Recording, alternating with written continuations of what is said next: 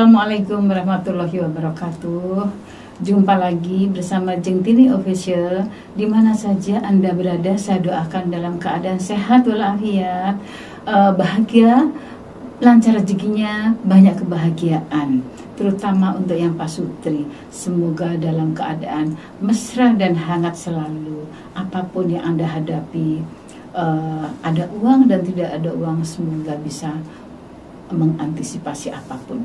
Jadi di sana kita tetap rukun dan damai, karena banyak di luar sana yang masalah uang sehingga memang menjadi perceraian atau menjadi penganiayaan. Oke ya. Saya di sini mau membantu pemirsa semuanya dengan Jeng Tini Official. Jangan lupa nanti apa gift apa nih? Gift. Paling enggak subscribe ya, soalnya kebanyakan yang dipakai, jadi aku ke apa. Jadi subscribe ya, jangan lupa subscribe-nya buat Jeng Tini Official. Di sini saya akan bantu Anda semuanya bagaimana kalau rumah mempunyai pagar yang bisa membawa keberuntungan gitu. Karena pagar itu juga pengaruh ya. Kalau nggak percaya, coba dilihat keliling pagar rumah orang ya, yang pintunya masuknya di tengah. Coba perhatikan, biasanya banyak masalah ya, yang tengah ya. Jadi pagar itu kalau 9 meter lebarnya, contoh nih ya, kalau 9 meter lebarnya kita bagi 9 ya, kita bagi 9, jadi kan saya kasih gambaran aja ya, saya nggak bisa gambar, tapi maksud saya pasti Anda mengerti ya. Jadi dari ujung kiri ke kanan kita kasih angka mulai dari 1 ya, mulai dari 1, habis gitu 2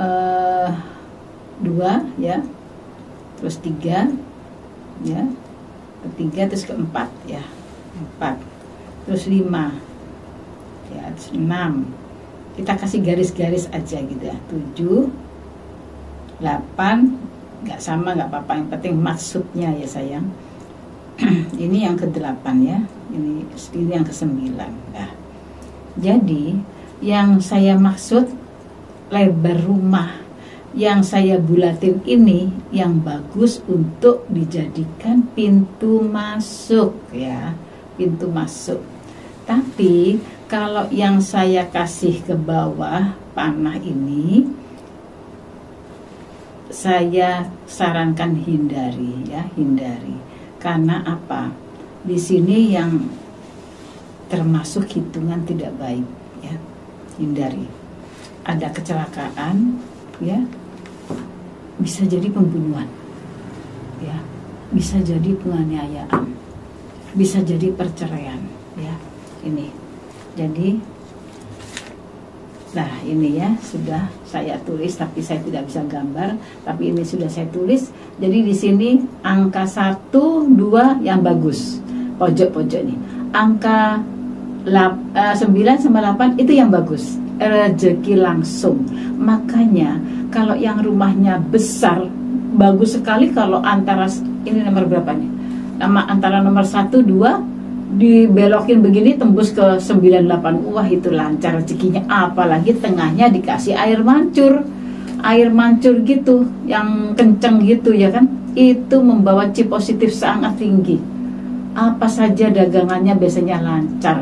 Nah itu yang bagus ya. Sedangkan ini saya tunjuk dulu yang angka 4 sama 5, kelihatan nggak ya? Kelihatan ya mas ya. 4 sama 5 ini hindari, tengah-tengah ini memang kayaknya bagus ya, tapi hindari. Banyak kesengsaraan, banyak sakit kayak kanker atau perceraian atau pertengkaran, atau selalu namanya dijelekin orang. Bahkan bisa ada kayak pembunuhan bisa ada di macam-macam, bisa ada 5 masalah di rumah yang bisa ada pembunuhan yang sadis dan lain-lain ya. Ini saya bahas pagarnya dulu ya. Apa mungkin ada yang mau tanya juga, bisa ya tanya ya. Nggak bisa. Oh, nggak bisa tanya katanya. Jadi ini untuk YouTube ya. Nanti ada outline. Oh ya, nanti ada outline lagi. Oke. Jadi ini nggak bisa tanya ya. Nanti bisa tanya, silakan. Tapi mungkin dari season yang lain ya. Jadi ini tolong diperhatikan, penting sekali ya. Ini sudah saya eksperimen. Saya pindah rumah kan 22 kali. Sudah saya eksperimen pagar seperti ini ya kan. Yang saya eksperimen udah ada 9 kali. Tapi kayaknya betul kayaknya ya. Jadi memang hindari angka 4 sama 5. Jangan ada pagar di tengah-tengah seperti zaman kuno dulu.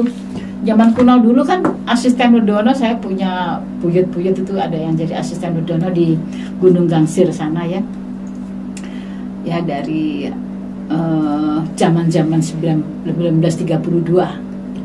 itu sempat saya tempati memang dulu itu ya. Jadi ya seperti itulah. Terus akhirnya digeser ke kanan, lebih damai ya. Waktu itu saya masih punya suami ya, waktu masih muda ceritanya. Jadi waktu itu di tengah itu memang banyak salah paham. Terus mantan itu jadi males bekerja gitu. Jadi saya yang setengah mati jadinya kan, ya kan, karena kita sudah punya anak ya kan. Lantas suatu waktu sang mertua memperbaiki, karena rumah kan besar ya, mungkin 1.500 meter itu ya. Nah ini saya eksperimen juga. Setelah digeser ke kanan, memang sepertinya berkurang untuk pertengkaran ya, berkurang walaupun nggak punya uang ya. Waktu itu saya nanam pohon aja buat makan, karena pohon kan tanahnya luas. Sedangkan waktu itu pohon mangganya saja ada 15 mangga yang besar-besar, yang zaman perang sampai sekarang masih ada.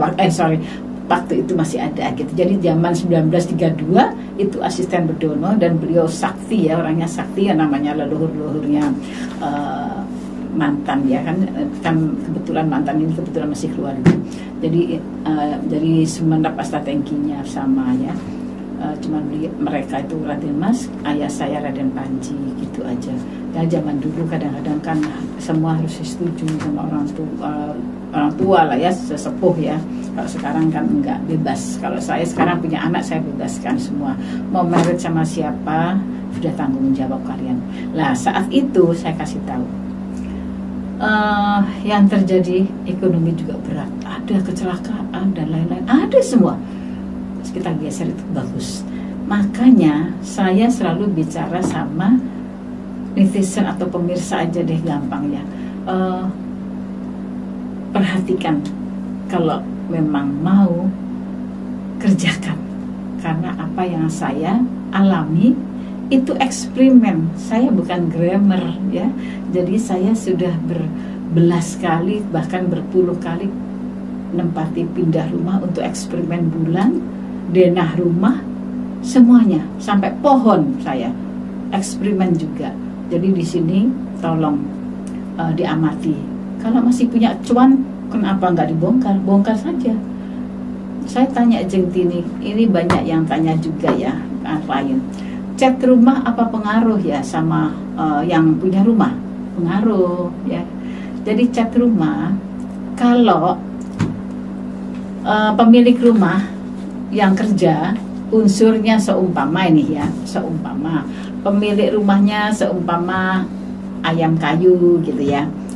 Lah, yang dilihat kalau cat pagar kayunya ini, elemen unsurnya ini yang dilihat sayang ya. Jadi kayu warnanya ya hitam, coklat, biru, ungu bisa ya. Lantas kalau air sama, kayu air sama. Lantas kalau unsurnya tanah atau unsurnya api, itu warnanya harus yang cerah ya. Jadi seperti merah bela baju saya ya kan, seperti warna meja ini juga, taplak meja ini merah, kuning atau kuning muda, kuning tua, putih atau krem. Lebih banyak bagusnya kalau yang unsur elemennya tanah sama api ya, itu lebih yang kecerah-cerah. Ini percaya nggak percaya, saya kasih tahu, coba saja ya.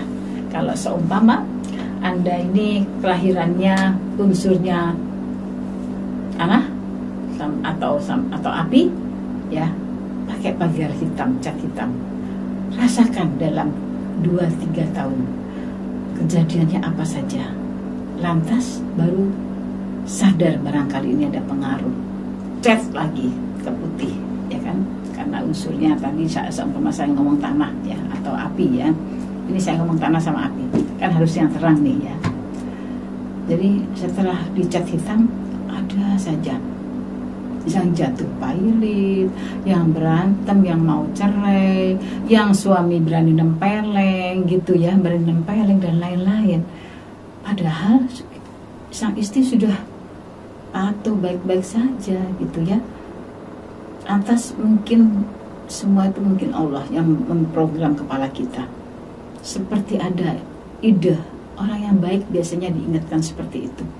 Ada ide, saya punya uang, saya mengganti cat rumah aja deh. Oh, kayaknya saya nggak suka hitam begini ya, saya coba putih aja. Lah gitu.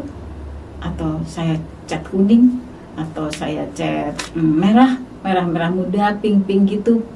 Nggak merah lah ya, kalau merah mungkin kan panas ya, pink gitu ya, yang soft.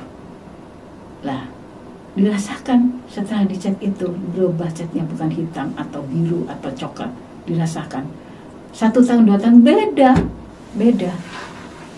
Pagar rumah pengaruh ya. Cat itu termasuk cat rumah ya, saya ngomong ini ya, termasuk cat rumah. Cuman pagar kan saya katakan tadi antara 1-2 membawa keberuntungan, 8-9 membawa keberuntungan. Hindari nomor 4 sama 5. Jadi pagar itu dibagi 9 ya, oke? Kalau tidak paham bisa tanya, kalau tidak paham bisa telepon ya, untuk konsultasi telepon. Lantas masalah pintu rumah. Pintu rumah masuk ke ruang tamu, kalau bisa jangan dibelokkan ke samping kanan atau ke kiri. Itu hokinya tidak bisa 100% ya. Ke depan aja, ke depan. Mulutnya makan, orang makan mulutnya harus di depan, nggak bisa kalau di samping. Coba aja, katakan kita makan aja di begini aja, udah susah loh ini. Rezeki yang masuk hanya 30%, makanan pasti yang masuk hanya 30-40, keselak pasti udah. Seperti itu halnya mulut rumah itu, seperti mulut manusia juga ya, itu juga membawa hoki. Seperti itu caranya. Lantas gimana Jeng kalau masuk ke rumah?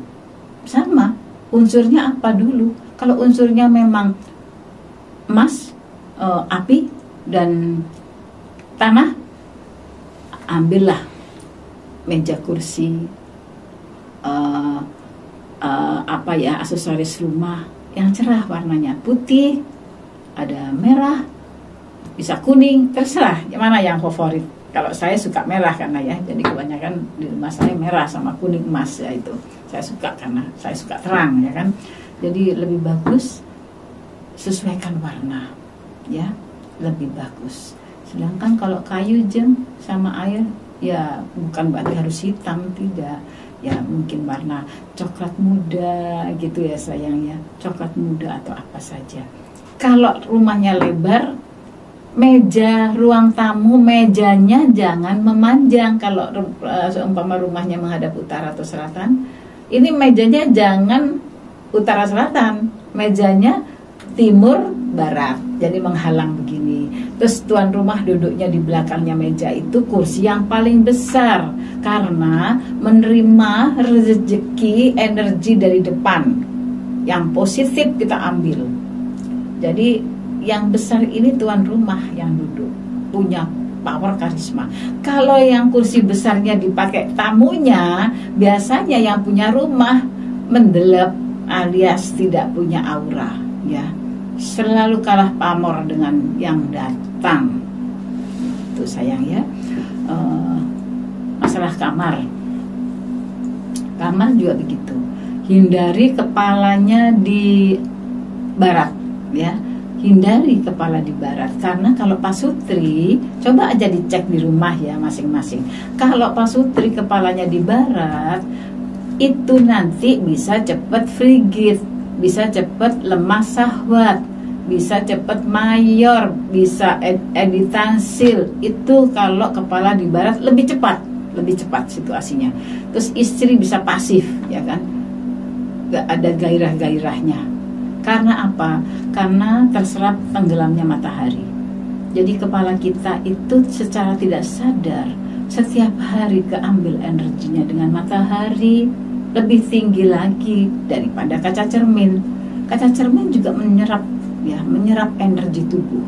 Makanya orang yang tidur di tempat tidurnya ada kaca-kaca penuh itu biasanya cepat berantem, walaupun memang waktu mungkin pasutrinya, hubungan pasuti oke, bisa kelihatan kemana-mana, tapi berakhirnya biasanya kalau nggak jatuh pailit berantem, kalau nggak gitu ada orang ketiga, ada pelakornya juga, biasanya seperti itu, atau apa pil-pil gitulah pokoknya ya.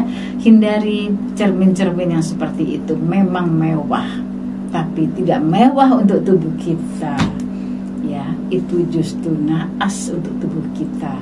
Jadi hindari cermin yang tembus ke kita saat tidur, saat kita pasutri, itu tidak baik ya sayang.